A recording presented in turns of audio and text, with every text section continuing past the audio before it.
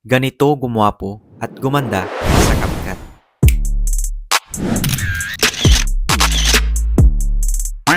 Shh! Sikreto lang natin tong settings na to Halika, turuan kita ng technique.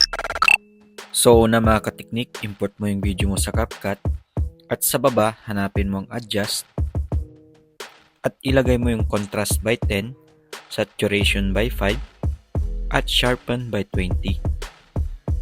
Next, punta ka sa retouch at sa face, pinutin mo tong smooth at ilagay mo sa 40. Brighten by 5, white teeth by 15 at sa dark circles, ikaw nang bahalang magtansya. At gayon din dito sa smile lines. At sa skin color, para sa mga naka-pro, piliin mo lang tong gold ivory kung gusto mong pumuti. So ayan, tapos na mga katiknik. Ito yung result. Follow mo na ako.